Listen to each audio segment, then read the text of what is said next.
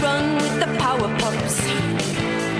Got to love their style and how they never, ever, ever give up. Who loves dogs?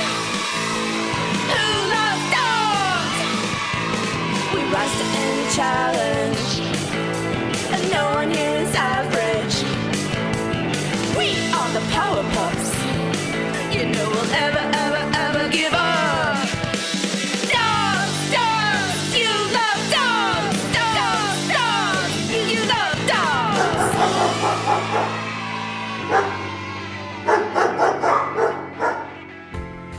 Hello and welcome to the adventures of Power Dog in Dogland. Dogland. Dogland. Hello, we are so glad you are joining us for this very special season. Tree. That's right, season tree. And this is episode Tree. Tree, as in the third episode. May the forest be with you. May the forest be with us all. Global Dogland Nap Time is a special time when every soul across their world takes a pause that lasts as long as they need. Some dogs love to use that time to go into a deep sleep, while others meditate. Some dogs love to cuddle up in puppy piles, while others like to seek out a little bit of quiet alone time for a light snooze.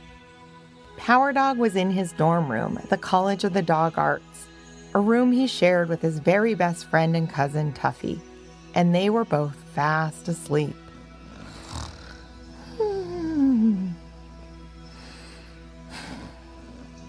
This wasn't a normal time for Power Dog to be fast asleep, as it was early evening, just after the sun had started to go down, which you know is called dusk and also sometimes magic hour.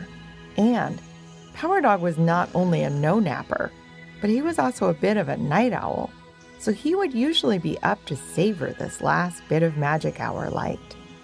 On this particular evening, he was properly tuckered out from a busy first day back to school at the College of the Dog Arts, on the small floating moon just above the city of Lictopolis.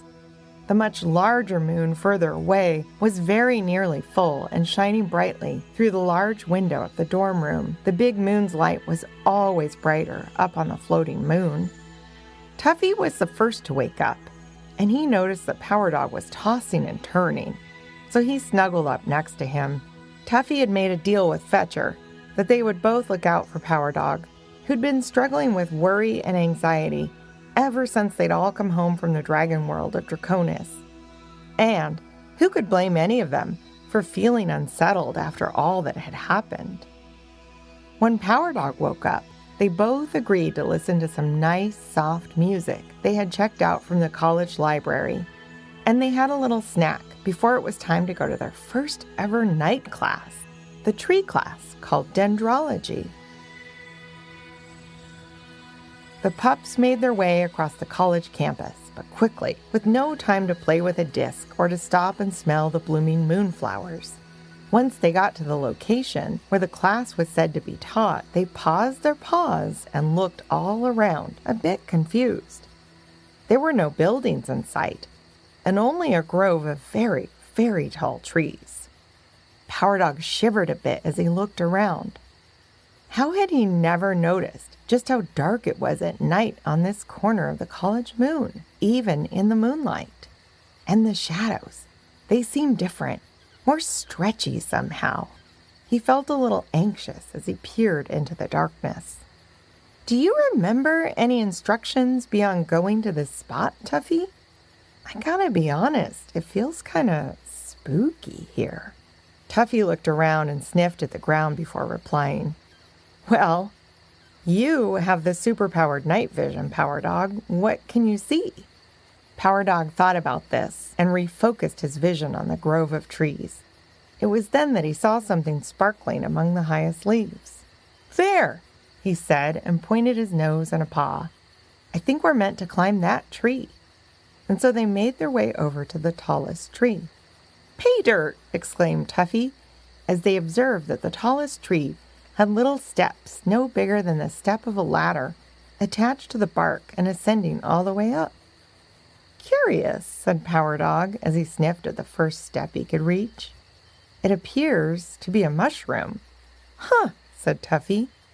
They're called shelf mushrooms, said a familiar voice. Power Dog and Tuffy whirled around and were relieved to see their new dragon pals, the Doggoverse. We have them on Elementar, too, said Marine, the water dragon, as the rest of the dragons nodded in agreement. Ah, said Power Dog.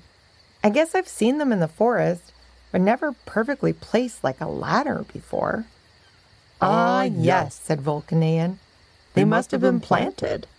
Are they sturdy and attached like steps? Power Dog shrugged and hopped up onto the first shelf mushroom, preparing himself to hover like a doggocopter if it fell away. But it did not crumble or tumble, and it held his weight as if it were the sturdiest ladder. He bounced up and down a little on it, and it still held. He nodded to Tuffy as he scrambled up to the next shelf, and Tuffy jumped after him. Power Dog and Tuffy looked up to see what seemed to be 100 more shelves ahead of them.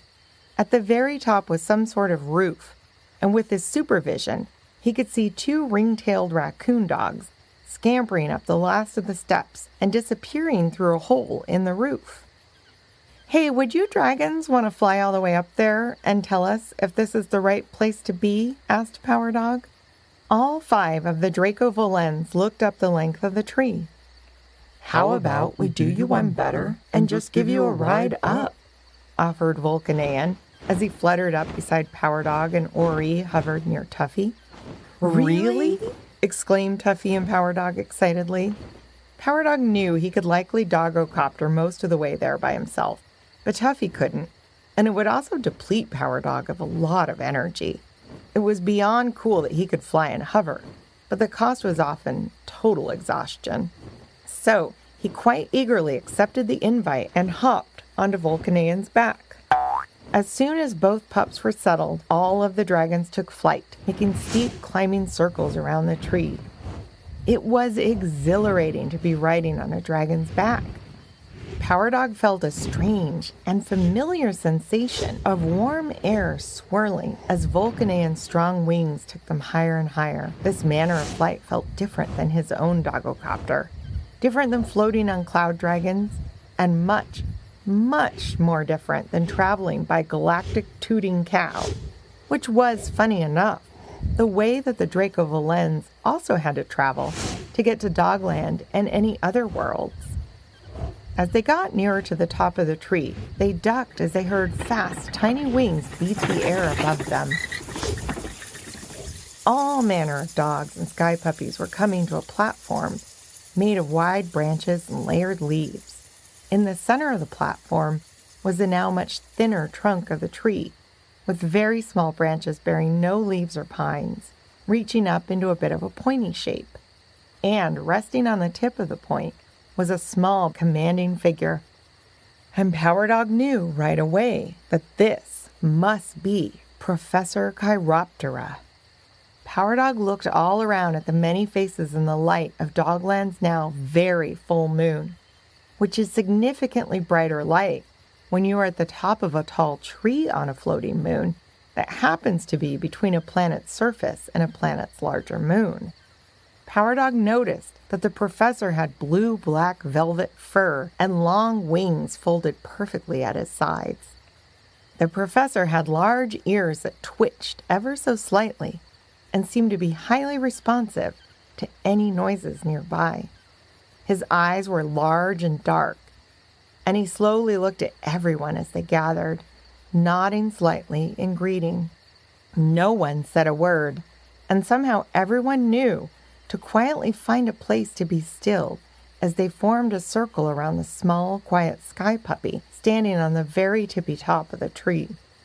The dragons took an extra circle in the sky above, while more sky puppies swooped in to alight on the delicate outer branches and come to a rest. Everyone was quiet, and Power Dog felt that this night was very special. Then, just below the canopy, they could hear a bit of a commotion. Excuse me. Oops. Oh, was that your foot? And then please, please, please make some room for my friend here, as they are not fully sighted. The golden retriever and husky-type dog from sport class had scrambled up and over the last of the shelf mushrooms, rolling and fumbling, stepping on the feet of the raccoon dogs, bumping up against sky puppies, and panting loudly the entire time as they found seats on the canopy. Tuffy giggled just a little, and Power Dog put a paw on his cousin as if to say, shh. The professor turned his head to look at the two loud dogs, and everyone held their breath. Hello, please take a seat. Anywhere that you are comfortable. Welcome to the Learning Arboretum. Everyone exhaled and settled. Arboretum was a cool word, Power Dog thought to himself. Had he heard it somewhere before? He vaguely remembered his father calling a part of Forest Park in Lictopolis the Arboretum.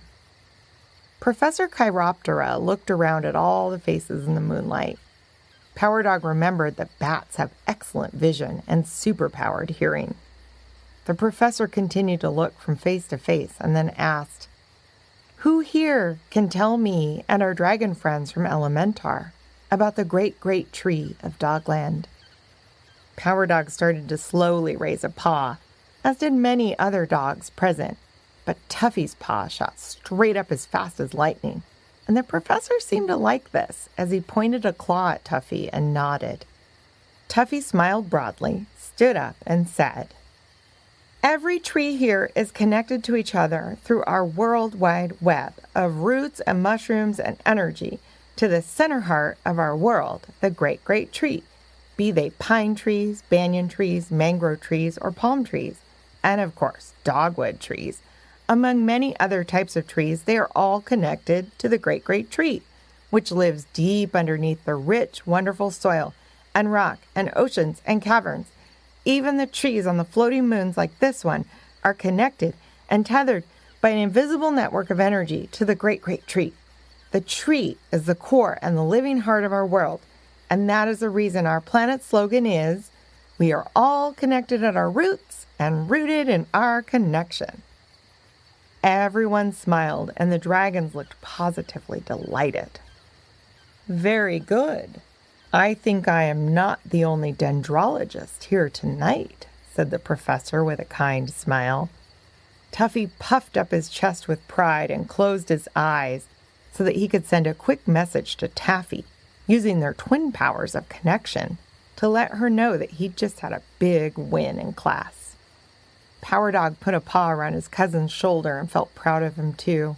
Nailed it, he whispered into Tuffy's ear. Now, who would like to hear me tell the tale of how Dogland came to be in the first place? Do all of you know that the Dogmos is actually its own kind of giant tree? With this, the professor had everyone's attention. Much like many of us are familiar with ancient myths here on Earth, most of the dogs knew bits and pieces. Of course, they all knew of the sun dragon and moon lizard. Their tales were told every winter at the Great Howl of Harmony. But not a single student looked bored that night. Everyone was ready for Professor Chiroptera's hot take on the origin myth of not only the creation of Dogland, but even the whole Dogmos. And the 5 members of the Draco Valens were clearly enjoying every minute, staring at the professor with rapt attention. The professor looked around to make sure all the students were settled and began, Sun Dragon and Moon Lizard have known each other for eternity and are eternal themselves. It is their nature to circle a galactic acorn of the great Dogmos tree so fast that it sprouts and swirls and becomes the roots of a tree. And the tree is alive, for so was the acorn alive. This made Power Dog think of the golden glowing thingamajig back in their dorm room. Was it alive? Should they have brought it to the professor right away? The professor continued, The roots grow and grow and grow until branches are roots and roots are branches. The tree is great and creates everything needed, soil and rocks and gems and seas, and mountains heavy with lava and clouds heavy with rain. the mushroom guardians come to watch, and they are amused. So they decide to connect the great great tree to the other galactic acorns of the great dogmost tree. Mushroom guardians? Thought Power Dog. This part seemed new to him. The professor continued, as the great great tree made up a whole world, the tree also made animals and many, many dogs. And they loved the dogs, so they decided to make food and fun and mystery and adventure to keep them happy and together. The mushroom guardians delighted in watching the planet and animals grow, but they needed somewhere to sit and watch. So the moon lizard gave them her eggs, which became moons, and then even gave them her biggest egg, which became Dogland's great moon, that slowly spins and waxes and wanes in the glow of the dogmost sun. The moon lizard and sun dragon told the great tree that if the tree kept the world turning, then everything could have time. And the tree didn't understand what this meant. So the mushroom guardian said, "You get to say, 'in the beginning.'"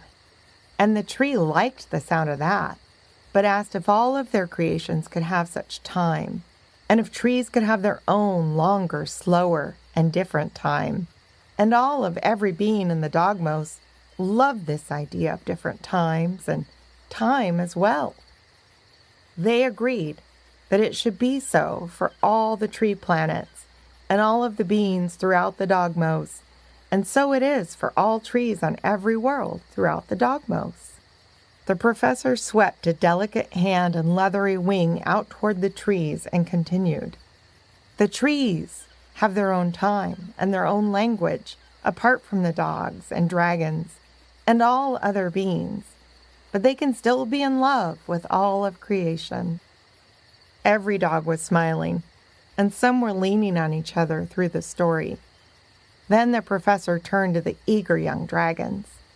"Tell me, friends from Elementar, does your world have a tree story?"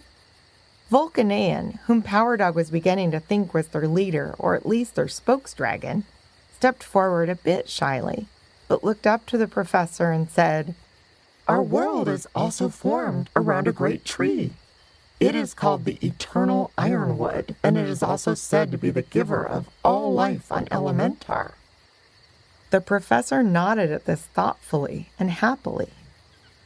Vulcanian continued, And our eternal ironwood tree is also linked to the rest of the universe through a network of energy protected by, as you call them, mushroom guardians, who are believed to be invisible dragons on our world. It is why our people say, all the magic and energy in the entire universe runs on dragons and mushrooms. Power Dog perked up, as he had heard this exact statement before. Then, Marine placed a satchel on the ground next to Vulcanian, who nodded to her, and then to the professor and students. And our eternal ironwood tree has sent us here with a message to give to Dogland's great great tree, said Elementar as they stepped forward. Vulcanian reached into the bag, and much to Power Dog and Tuffy's complete and utter surprise, they pulled out a great, golden, glowing, glittery, acorn-shaped cone and held it in the air for all to see at the top of that moonlit tree canopy. Ooh.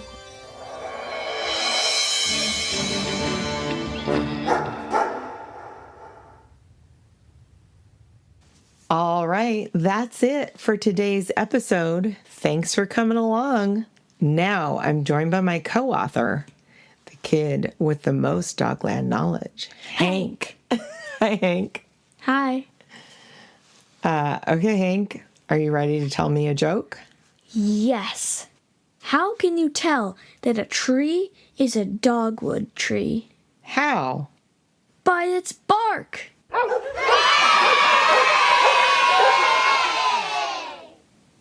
Do you have another joke for me? Yes, ma'am. Oh, okay, sir. Let's hear it. Okay. What did the little tree say to the big tree? What? Leave me alone. Leave me alone. Thank you, listeners.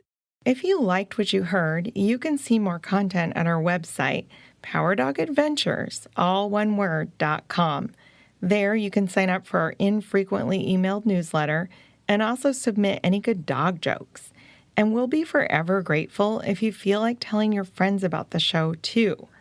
If you are looking for more great shows, then please check out the other members of Kids Listen, a grassroots organization dedicated to high-quality audio for kids and families.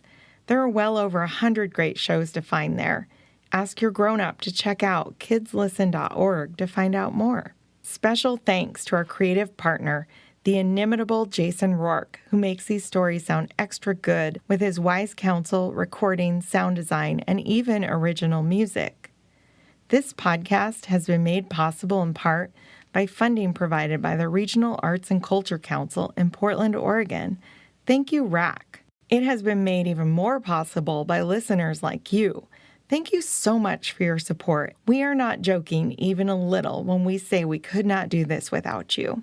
The Adventures of Power Dog in Dogland is created in the ancestral lands of the Cowlitz, Multnomah, Kathlamet, Clackamas, Tumwater, Tualatin Kalapuya, Wasco, Molalla, Watlala, bands of the Chinook, and other indigenous nations and tribes of the first people who made their homes along the rivers here in what is now called Portland, Oregon. And special thanks to our own Granny and Gramps who helped us write and record our Power Dog theme song. Hey, Granny and Gramps, what key did y'all say that's in? It's in D for Dogland.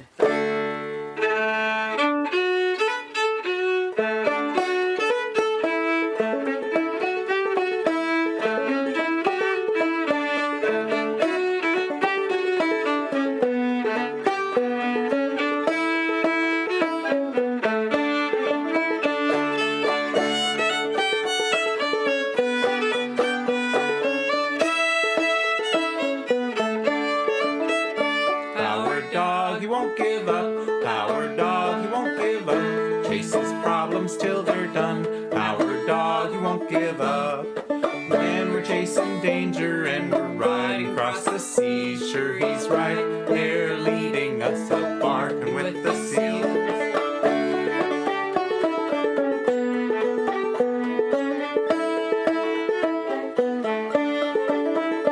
Power dog, he won't give up.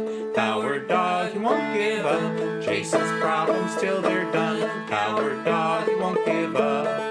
When we're chasing trouble and we're riding across the stars, sure he's right there beside us, just holding our paws.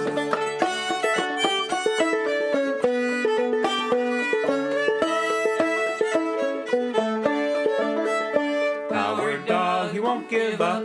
Power dog, he won't give up. Chases problems till they're done. Power dog, he won't give up. When we're chasing trouble and we're zooming through the stars, sure he's right there beside us, just a zapping near and far.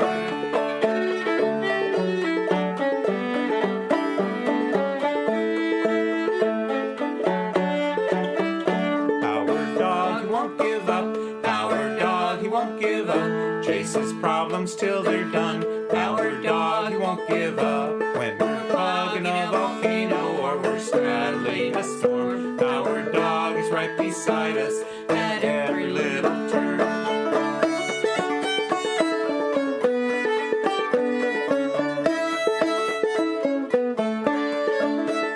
Power dog, he won't give up. Power dog, he won't give up. Chases problems till they're done. Power dog, he won't give up. At night his fennec foxes, in the days his platypuses. We herd them up and whoop them down. Our dog's right beside us.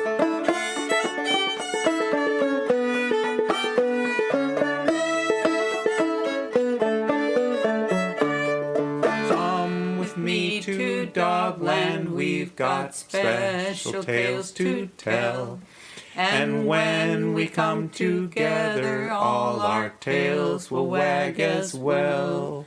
So come with me to Dogland, we've got special tales to tell. And when we come together, all our tails will wag as well.